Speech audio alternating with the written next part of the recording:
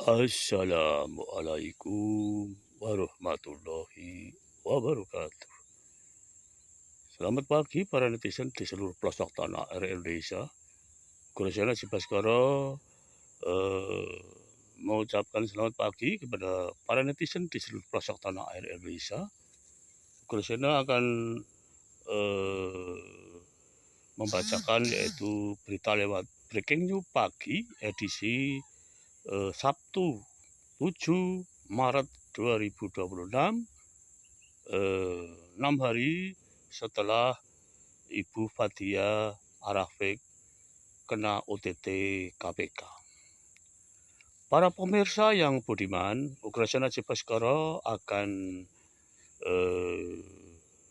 menyoroti yaitu sepak terjang yaitu KPK yang telah meng-OTT Ibu Fathia Arafik pada hari Selasa yaitu 3 Maret 2026 akan kita kupas tuntas lewat Breaking News Pagi. Mari kita mulai saja.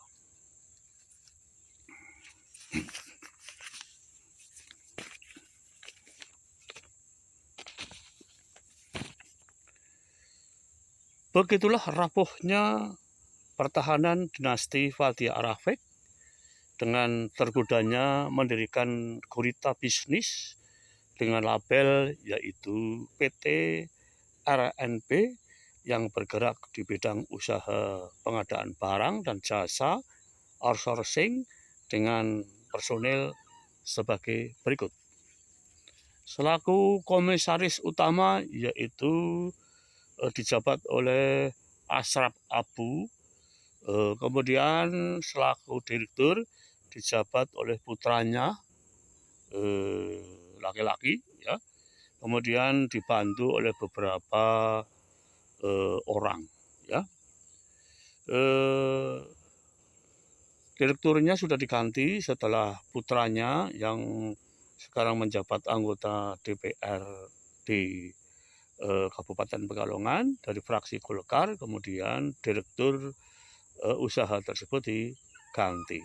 Sedangkan komisaris masih dijabat oleh ayahnya yaitu Bapak Ashraf Abu yang kelahiran India dan turunan India juga, ya, yang sudah menetap di Indonesia sudah begitu lama karena beliau adalah mengambil pekerjaan selaku musisi. Saudara-saudara sekalian, mari kita kupas tuntas mulai kita bawa ke ranah hukum. Ya. PT NRB itu milik siapa? PT NRB itu milik putranya Ibu Fathia Arafik, ya, yang kuliah di Sarjana Hukum. PT NRB itu ya masih milik keluarganya Ibu Bupati, ya, dengan bermitra dengan kepala dinas, kepada camat dan kepada koleha-koleha yang lain. Bergerak melaju bagaikan anak panah yang melesat cepat, walaupun usaha ini sebetulnya mengandung risiko of interest, kepentingan jabatan diri Bupati Fathia sendiri yang sangat berbahaya sekali. Ya. Kita teruskan.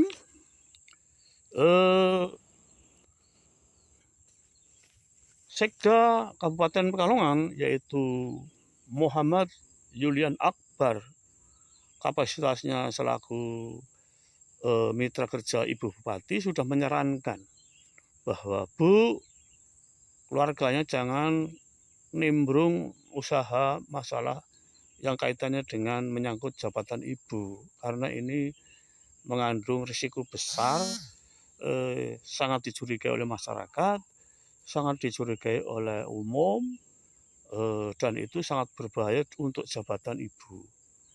Tapi rupa-rupanya nasihat dari Sekda Kabupaten Pekalongan, Bapak Muhammad Yulian Akbar,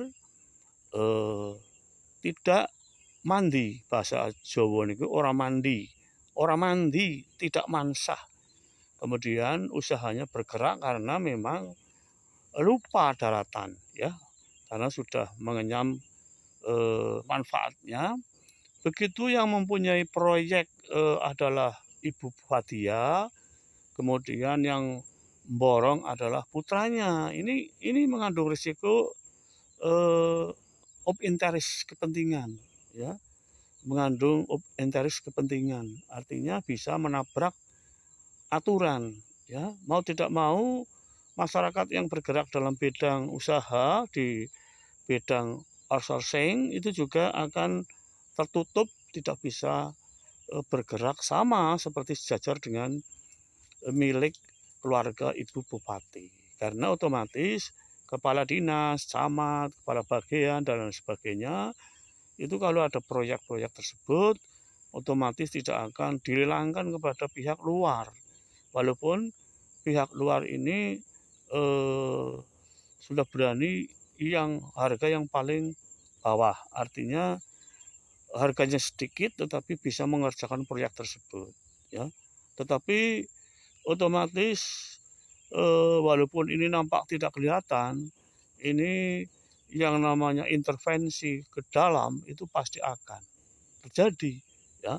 Maka Bapak Sekda sudah menyatakan, Bu, kalau bisa jangan keluarganya ikut-ikut usaha di dalam proyek Ibu, karena otomatis nanti bisa mengurangi kevalitan dan mengurangi kenetralan Ibu di dalam memimpin Kabupaten Pekalongan.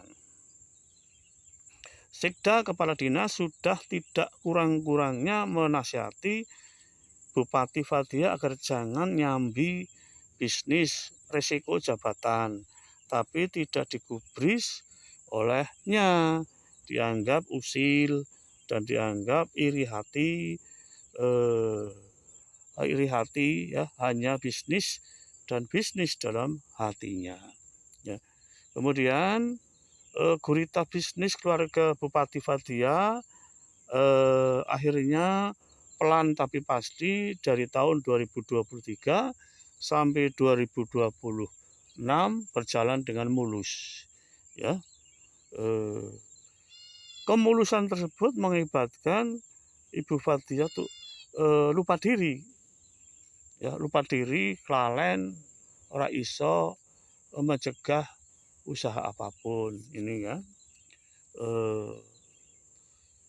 Gurita bisnis keluarga Bupati Fathia akhirnya pelan tapi pasti dari tahun 2003 sampai 2006 keberuntungan usaha tercium oleh KPK juga setelah ada laporan masuk ke lembaga anti rasuah OTT ke Pekalongan, ya. Karena jabatan bupati, jabatan presiden, jabatan gubernur itu ibarat ancek-ancek ri. Kalau tidak hati-hati, kepleset juga, ya. Kemudian Senin 2 malam target Bupati Fathia di OTT gagal di Pekalongan. Ini memang sudah kecium, ya. Jadi KPK ini memang sudah masuk ke kota Pekalongan dan sudah mendekati rumah dinas bupati. Namun Ibu Fathia tidak berada di rumah dinas, masih ada dinas luar yaitu di Semarang bersama dengan ajudan dan orang kepercayaannya. Senin 2 malam target Bupati Fathia di OTT gagal di Pekalongan. KPK melacak gerakan Bupati Fathia ternyata di luar kota, yaitu di kota Semarang. Masih ada urusan penting, ya. Sampai pelacakan KPK, sampai KPK terhadap Ibu Bupati kehilangan jejak di Semarang. Untung mobil Ibu Fathia dengan merek Wuling yang berbahan bakar yaitu baterai sedang mengisi bahan bakar di